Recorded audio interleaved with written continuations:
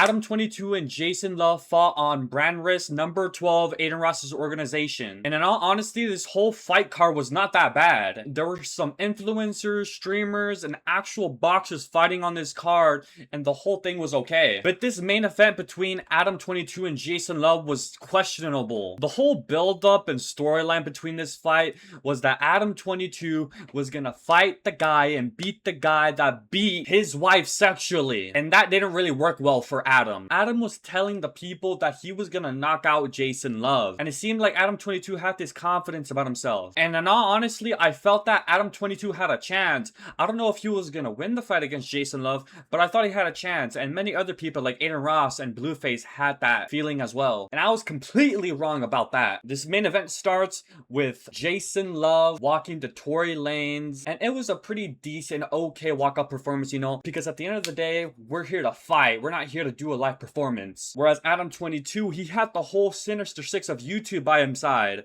He had Vlad TV, he had Wack 100, and he had Lil Pump performing for him live. If this was 2017 and he had Lil Pump walking out with him, it would have been a lot better. But you know, Lil Pump's a little washed down now, and the effort was there, but you know, Lil Pump had his time already. We're in 2026 now. Jason Love and Adam22 have their little face off, and it kind of reminds me of like a UFC fight, John Jones versus like Rampage Jackson or something, because you know, John Jones is known for not looking at his opponents dead on the eye, and that's what Jason and Adam22 did. It gave me that vibe. They definitely earned aura points for this, because I was low-key geek. Like, okay, they're ready to throw some hands. Like, this is a fight. We're here now. There's no looking back. Adam22 respectfully needed those aura points. Now, this is where the BS starts for me. In the first round, Jason Love comes in full throttle with a bunch of punches. And it may have looked like Jason was landing punches to Adam22, but he didn't really land much. He was throwing, but he wasn't landing much. Until Adam gets hit with this uppercut that makes Adam22 have this weird reaction that he continues to do on this fight. After the pressure was calmed down for a bit and the fighters kind of resetted, Adam had this same weird delayed reaction. A few seconds after that, Jason throws a straight hand that didn't really land clean, but despite that, after the shot is thrown at Adam, he just kind of like braces himself again. He always does this.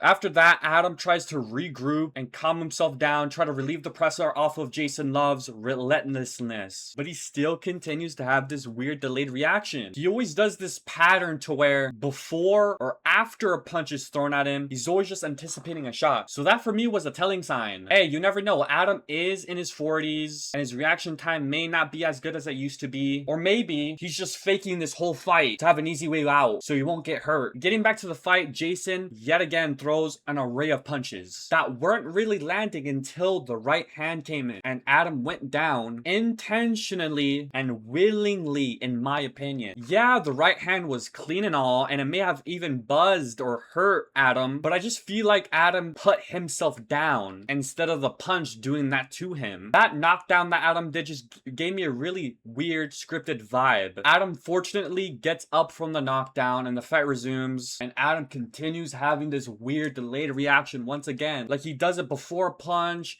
after a punch. He just does just weird like survival instincts response, like oh no. Jason doesn't even land any clean shots, but Adam is quite literally like running away from his opponent, and he's not even looking at Jason. He's just kind of like, yeah, I need to run, I need to skirt, I need to head out of here. Like, what is this? I'm just so astonished. After that, Adam gets stuck in the ropes yet again, and Jason hits him with the same right hand that knocked him down earlier. But this shot just seems weird to me. He gets knocked down again, but I don't know if it's just me, but the punch didn't even look like it hurt. Sure, it certainly landed, and it may have harmed Adam in a way, but this shot shouldn't have made Adam drop to the floor again. I'm not trying to be a tough guy or anything, but the reactions that Adam's doing and the knockdowns, it just doesn't make sense to me. I feel like he's acting. Adam gets knocked down and the fight ends, and Jason Love wins by TKO. And like I said before, I genuinely believe that Adam22 could have gotten up from that knockdown, and by the looks of it, it just seems like he just didn't want to fight anymore. Almost as if he just wanted the clout off of this fight, and that's it. Adam and Jason get interviewed, and Adam says that Jason Love should fight Blueface, and that Blueface should get revenge for Adam22 and get it back in blood. That fight could be entertaining. Jason Love versus Blueface, that could be entertaining. That fight could hit, and Jason Love is willing to fight more on brand risk. Adin Ross threw in names like Johnny Sins and stuff, and Jason Love said, I don't care who they are, bring them all. And that's a fighting mentality. I don't care if it's Godzilla or King Kong, if he can make weight, we gotta fight. After that, Elena the Plug, aka Adam22's wife, is called up stage, and she gives her thoughts of Adam22 losing this fight. And she says that, oh, it doesn't matter that my husband lost because he still has me at the end of the day. And you can hear some weirdos in the back going like, oh my god, this is so cute, aww. I'm a winner because he's got me.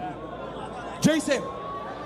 You just Adam22 and Lena the Plug start hugging and rubbing all over against each other, trying to make this whole situation romantical and cute. But I was just overly disgusted by that whole little situation. Like, Adam22 just fought a 1-round fight, but he was sweaty, he was hot, he was moist, he probably smelled. The last thing you want is your porn star wife rubbing all over you. Like, this girl has like probably at least 100 bodies minimum. They probably created the most craziest stench known to man. Fish and chips, salt and vinegar. I was low-key gonna throw up on the spot. And all those guys, the people in the background going like, oh my god, oh. Don't try to convince me that this is some sort of Cinderella Beauty and the Beast type of story. It's not. This is like Joker and Harley Quinn. These two are adult filmmakers that fuck everything that they see and to make fun of religion. This is not The Notebook. This is not a Ryan Gosling love movie. You guys are a bunch of animals. Like, don't try to manipulate me. It's not working. Like, look at this guy's reaction. He's like so disgusted and confused. And this is just how I feel about this whole fight. Overall, this whole brand risk Adin Ross organization card was pretty decent. The performances were okay. The fighters that they got were a lot better. Like I said, they got streamers, influencers, but more importantly, they got actual boxers. I'm pretty sure one of them fought like Emiliano Vargas, and then you had Gabe Silva, Anderson Silva's son, fighting on this. And then you obviously had the big names like Jason Love and Adam22, YK Osiris, Scam Likely, Chibu. This whole card was not that bad until the main event. It just seemed like for me, Adam22 was